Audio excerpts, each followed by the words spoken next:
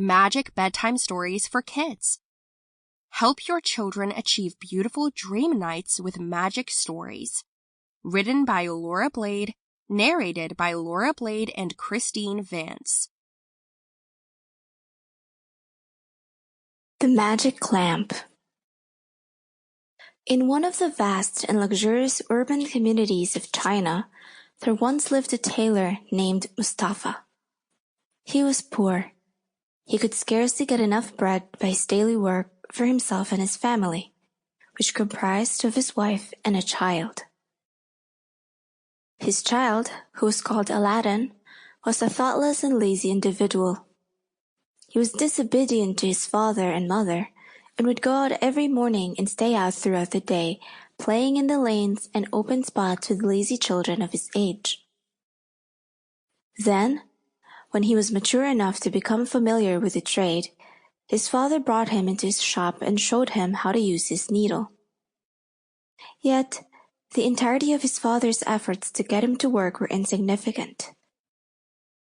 Mustafa chastened him, yet Aladdin was incorrigible, and his father, to his extraordinary anguish, had to abandon him to his inaction.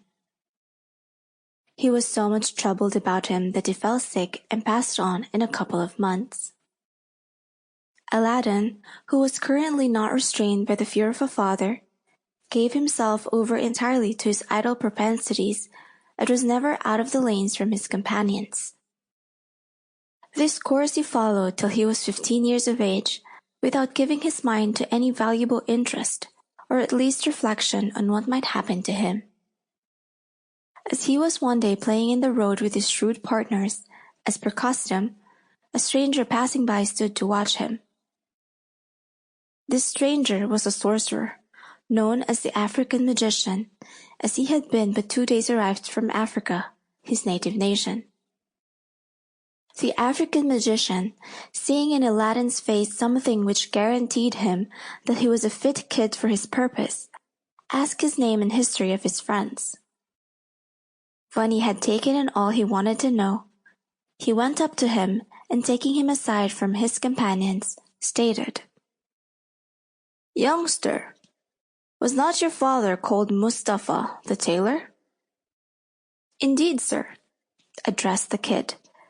"Yet he has been dead for quite a while." At these words, the African magician threw his arms around Aladdin's neck and kissed him a few times, tears in his eyes, saying, "I am your uncle. Your worthy father was my sibling. Sample complete. Ready to continue?